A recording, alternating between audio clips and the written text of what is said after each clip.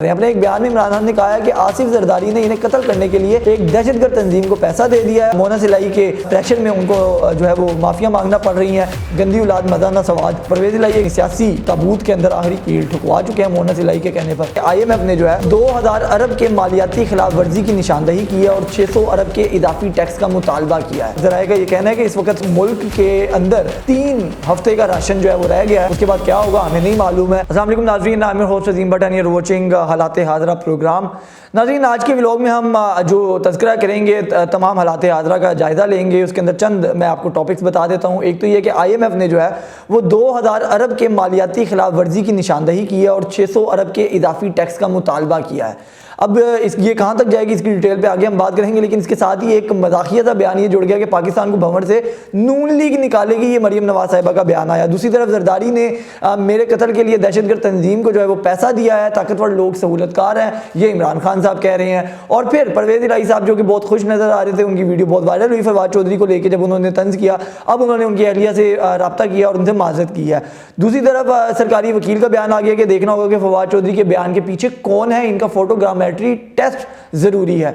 तो ये तमाम आज के हमारे टॉपिक्स होंगे, इसके ऊपर हम गुफ्तगू करेंगे। लेकिन सबसे पहले हम चलते हैं IMF की तरफ, चूँकि आगे अगर हम देखें तो मुल्क के हालात जो हैं वो दिन ब दिन नीचे जाते जा रहे हैं। और ज़राए का ये कहना है कि इस वक्त शायद मुल्क के अंदर 3 हफ्ते का राशन जो है वो रह गया है। उसके बाद क्या होगा हमें नहीं मालूम है। और IMF हमारा लोन अभी तक पास नहीं कर रहा। IMF ने क्या किया है उसके ऊपर हम बात करेंगे। IMF ने जो है वो तकरीबन 2 ट्रिलियन यानी कि 2000 अरब रुपए की मालियाती खिलाफ वर्जी की जो है वो निशानदही की है और फंड का सख्त इजाफी टैक्स इकदाम का जो है वो मुतालबा भी किया है। हुकाम का कहना है कि बुनियादी हसारे पर कोई मालियाती तखीर जो है वो नहीं हुई है।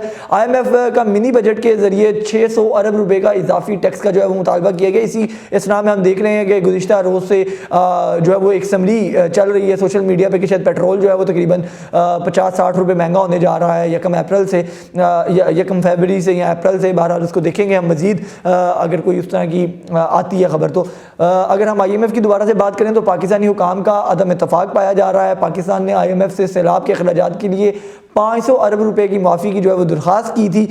लेकिन सरकारी जो है वो उसके अंदर हम देखें तो 0.2% की GDP ज़राए का कहना है कि फ़ंड का बुनियादी हसारे के हद को 1 ट्रिलियन रुपए के मार्जिन से शुगाफ डालने का तहमीना है। दूसरी तरफ तफसीलात के मुताबिक बैनुल-अक़वामी मालियाती फ़ंड यानी कि IMF की अपनी इब्तदाई तशख़ीस में 2022 से 23 के बजट के तहमीने में 2000 अरब रुपए से ज़्यादा की खिलाफ वर्जी का पता चला है, जिसके नतीजे में बजट खिसारे और बुनियादी हसारे के अहदाफ जो है वो बड़े मार्जिन के साथ बनाए जा सकते हैं। पाकिस्तान और IMF के दरमियान जो मुआहदा है मुज़ाकरात का जो है वो तनाव, इसके अंदर बड़ा हिस्सा जो है मालियाती गिरावट और अदादो शुमार की मुफाहमत होगी। ज़राए का कहना है कि इस वक्त IMF पाकिस्तानी हुकाम से मिनी बजट के जरिए 600 अरब रुपए के इजाफी टैक्स लगाने के इकदामात का कह रहा है, जिसका अल्टीमेटली सूरत हाल यही होगी कि मुल्क के अंदर जो इस वक्त प्राइसेस हैं, जो कि हाई प्राइसेस हैं तमाम चीज़ों की, वो मज़ीद बढ़ जाएंगी, मज़ीद टैक्स लगेंगे। कैसे सर्वाइव होगा ये तो हमें नहीं मालूम है, वो आगे जाके देखेंगे अगर मिनी बजट आता है तो। ज़राए का मज़ीद ये कहना है कि पाकिस्तानी हुकाम ने इससे बिल्कुल इत्तफाक नहीं किया है और दलील दी है कि बुनियादी हसारा इस हद तक बिल्कुल नहीं बढ़ेगा। अब ऐसे शुबा दर्ज में जो है वो हम देखेंगे कि जहाँ दोनों फ़रीक़ैन के मुख्तलिफ हालात हैं और दोनों फ़रीक़ैन को 9 फरवरी 2023 तक अमले की सतह के मुआहदे की जानिब जो है वो बढ़ने के लिए इख्तलाफात को जो है वो दूर करना होगा। IMF के आला हुकाम ने फैसला किया है कि वो मौजूदा माली साल यानी कि 2022-23 के बुनियादी हसारे के हिस्से के तौर पर फंड के साथ तयशुदा हद से ज़्यादा पाकिस्तान के नुकसान में जाने वाली तवानाई के शोबे की गर्दिशी कर्जे में इजाफे को शामिल करेंगे। उसके अलावा अगर हम देखें तो पाकिस्तान के रवा माली साल 2022-23 के बजट खसारे ख़ास तौर पर बुनियादी हसारे का हिसाब लगाने के लिए IMF ने सैलाब अखराजात के लिए 500 अरब रुपए की माफ़ी की दरख्वास्त जो है वो IMF से की गई है, लेकिन ऑफ कोर्स वो माफ़ नहीं की जा रही है। दूसरी तरफ ये तमाम इतनी पेचीदा गुफ्तगू के बाद मैं इसको फ़नी बयान ही कहूँगा, बड़ी माजरत के साथ कि जो मरियम नवाज साहिबा का आया है वो आज पहुँच भी रही है पाकिस्तान, लेकिन उन्होंने एक बयान जारी किया कि मुल्क का जो इस वक्त सूरत हाल है उस भंवर से पाकिस्तान को मुस्लिम लीग नून निकाल सकती है। तो मेरा ख्याल है ये एक फ़नी बयान है, इसके अलावा मज़ाकिया बयान के तौर पर इसको लेना चाहिए। मरीम नवाज का मजीद क्या कहना था वो हम देखते हैं। उनका ये कहना था कि नवाज शरीफ की लीडरशिप में पाकिस्तान को भंवर से हम निकालेंगे। मरीम नवाज, जिस मैंने आपको पहले बताया कि आज शाम अमारात से लाहौर जो है वो पहुंचेगी और इनकी आमद के लिए नून लीग ने तैयारियां मुकम्मल कर ली हैं। दुबई में पार्टी रहनुमाओं से गुफ्तगू करते हुए मरीम नवाज का ये कहना था कि आने वाले वक्त में पाकिस्तान को जो है वो मुस्लिम लीग नून से ही जो है वो फ्यूचर है। नवाज शरीफ की लीडरशिप में पाकिस्तान को मुश्किलात से हम निकालेंगे। दूसरी जानिब कैप्टन रिटायर्ड सफदर ने कहा कि मरीम नवाज अपने वालिद के नज़रिए को आगे चलाने के लिए आ रही हैं। इलेक्शन से पहले मईशत का ठीक करना जो वो ज़रूरी भी है और वो कह रहे हैं कि कर लिया जाएगा। कैसे करेंगे ये तो अभी समझ में नहीं आ रहा है, चूँकि इस वक्त PDM की हुकूमत है। की पोजीशन के ऊपर जो है वो मुस्लिम लीग नून जो है वो हुकूमत कर रही है और उसकी जो खसारे हैं वो हम देख रहे हैं। पॉलिसी तो नज़र नहीं आ रही है, दुआएं ज़रूर नज़र आ रही हैं। इसाक डार साहब का ये कहना है कि जनाब कलमे के नाम पर मुल्क बना है तो फिर अल्लाह ही इसको मुश्किलात से निकालेगा।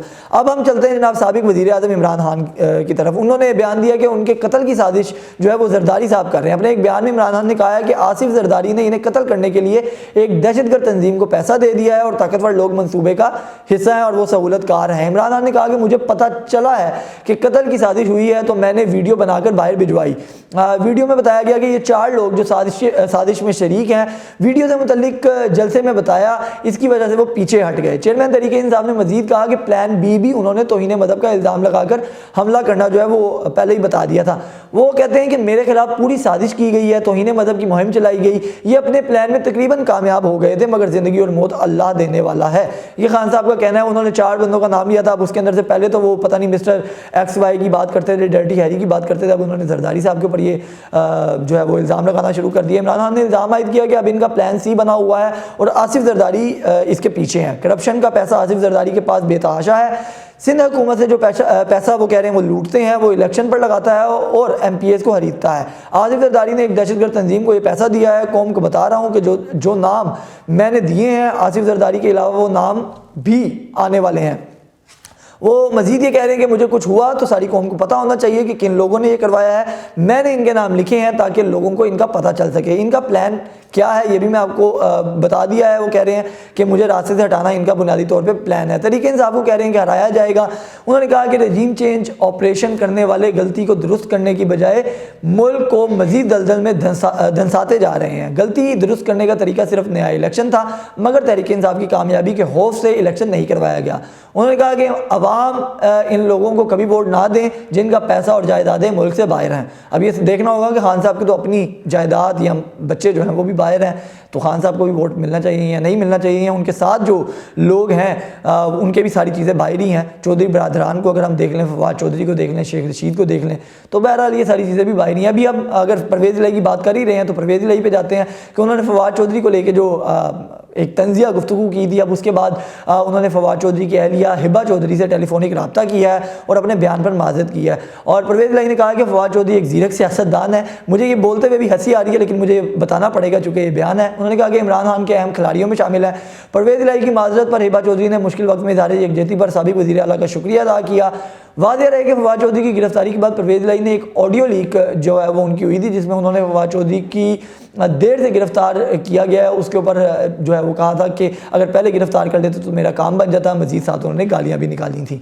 तो अब अगर परवेज़ इलाही को माफ़िया मांगना पड़ रही हैं तो मेरा ख्याल है कि ये मोनस इलाही के प्रेशर में उनको जो है वो माफ़िया मांगना पड़ रही हैं। वो एक पंजाबी फिल्म का डायलॉग है कि गंदी औलाद मज़ा ना सवाद। तो मोनस इलाही और परवेज़ इलाही का वही रिश्ता है कि परवेज़ इलाही एक ज़ीरक सियासतदान है। सबको पता है कि चौधरी बरादरान का बड़ा अहम रोल है पाकिस्तानी सियासत में, लेकिन अपनी औलाद के हत्थे चढ़ के चौधरी बरादरान अपनी सियासत का जो है वो अगर कह लें कि अपनी सियासी ताबूत के अंदर आखिरी कील ठुकवा चुके हैं मोनस इलाही के कहने पर।